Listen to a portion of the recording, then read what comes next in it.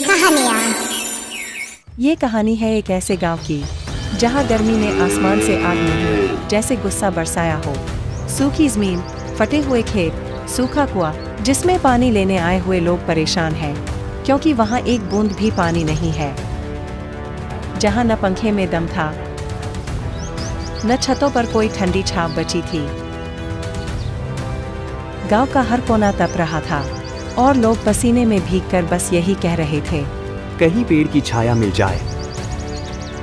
गर्मी इतनी थी कि लोग कुछ भी काम नहीं कर पा रहे थे। और नींबू पानी मानो तो इनका जीवन का अमृत है।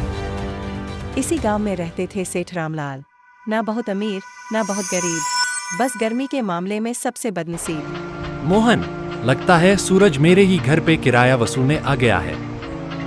कोई उपाय सोच। सेठ जी, लगता है कि आपके हिस्से का सूरज कुछ ज्यादा ही तेज है, शायद। और वो ठंडा नींबू पानी भी खत्म हो गया। जा बाजार से नींबू लेकर जल्दी से आ।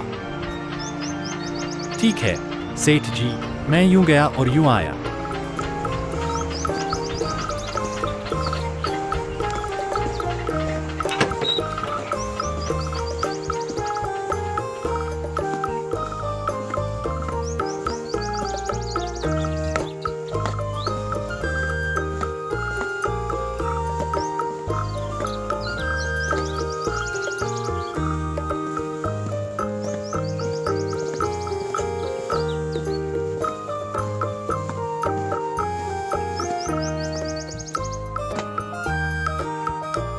रास्ते में उसकी नजर कुछ लोगों पर पड़ती है जो एक पेड़ की छांव में बैठे हुए हैं।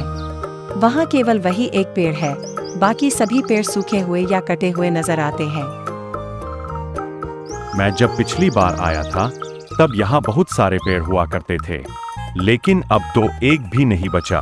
केवल यही एक पेड़ है जो छाया देता है।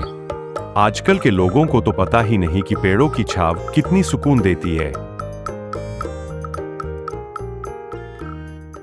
मोहन यह सुनकर सोच में पड़ जाता है और मन ही मन ठान लेता है, मुझे कुछ करना होगा। हम पेड़ लगाएंगे और गांव वालों को भी पेड़ लगाने के लिए कहेंगे।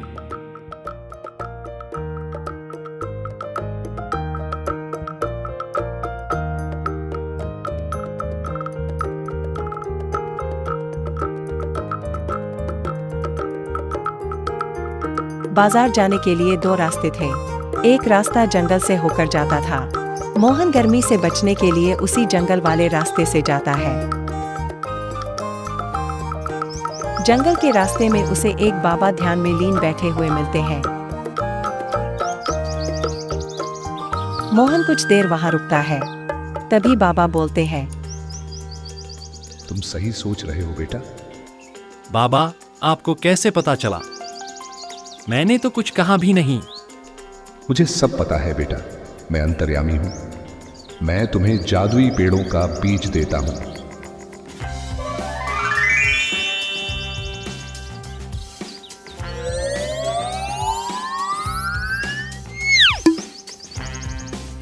और एक जादुई जल भी दे रहा हूं।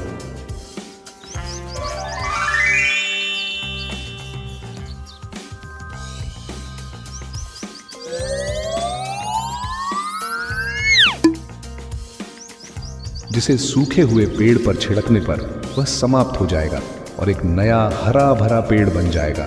लेकिन ध्यान रहे, जो कोई भी इस पेड़ को काटने की कोशिश करेगा उसकी तुरंत मृत्यु हो जाएगी। ठीक है बाबा, मैं इन बीजों को गांव के सभी लोगों में बांट दूंगा और हम सब मिलकर इन्हें लगाएंगे।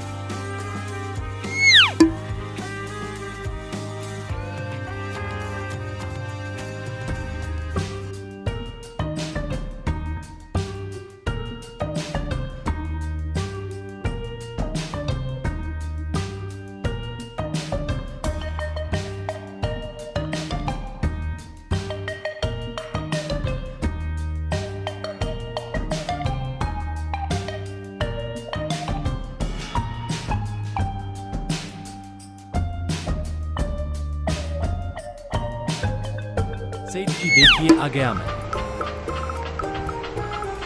जाजा जल्दी से अब ठंडा नींबू पानी बनाकर ले आ। सेठ जी लेकिन क्या मालिक, मैं नींबू नहीं लाया पर उससे भी बड़ी चीज लाया।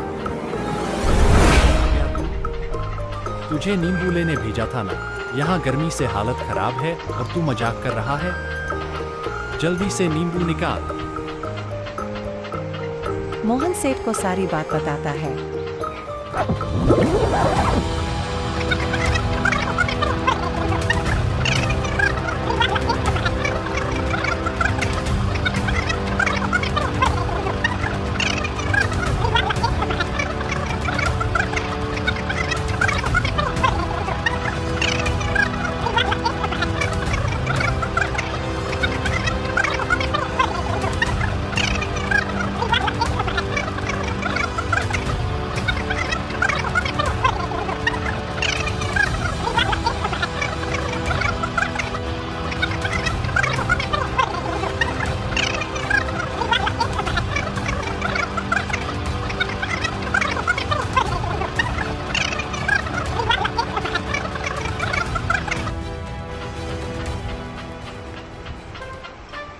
लेकिन क्या इससे हमारा क्या फायदा होगा?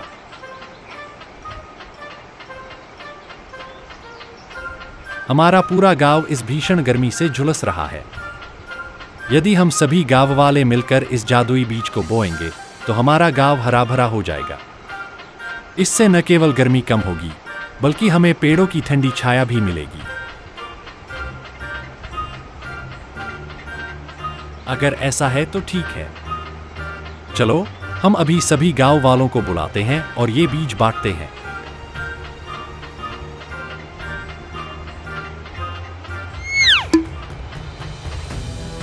सेठ और मोहन मिलकर सभी लोगों को जादुई बीज और जादुई जल बांटते हैं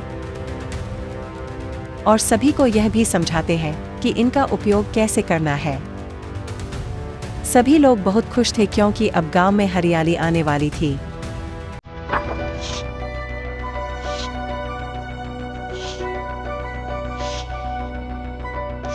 गांव के लोग अपने अपने घरों के पास कुदाल से गड्ढा खोदकर बीज बोते हैं और जैसे ही उस पर जल डालते हैं, बीज तुरंत एक हरे भरे पेड़ में बदल जाता है। और जहां कोई सूखा हुआ पेड़ होता, उस पर जादुई जल डालते, जिससे पेड़ गायब होने के बाद वहां एक नया पेड़ बन जाता।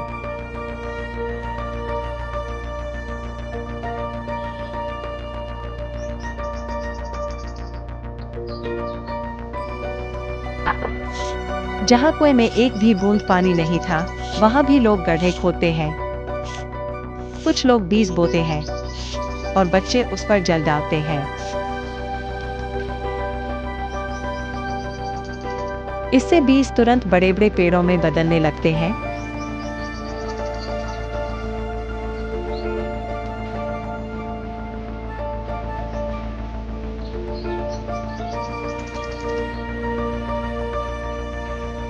और उस सूखे कुएं में धीरे धीरे पानी भरने लगता है। चारों तरफ पेड़ लगाने के बाद सेठ जी, हम लोग भी अपने घर के आंगन में जादुई बीज लगाएंगे। हमारे घर के पास भी ठंडी छाव रहेगी और उस सूखे हुए पेड़ को मैं उस जादुई जल से ठीक कर दूंगा। मोहन और सेठ भी अपने आंगन में गड्ढा खोदते हैं और बीज बोते हैं।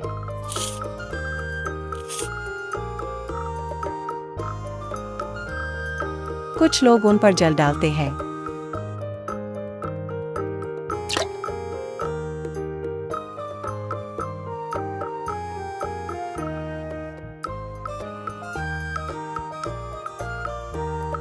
जहां पुराने सूखे पेड़ खड़े थे, उन पर जादुई जल डालते ही वे पेड़ गायब हो जाते हैं और उनकी जगह पर नए हरे भरे पेड़ उगाते हैं।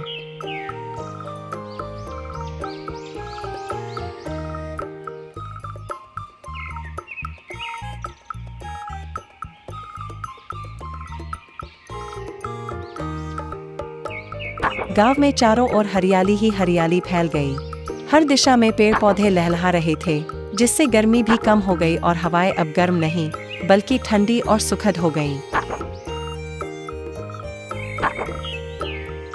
सीख, हमें प्रकृति से जुड़कर रहना चाहिए, न कि उसे नुकसान पहुंचाना चाहिए। जितने अधिक पेड़ होंगे, जीवन उतना ही सुंदर और सुखद होगा।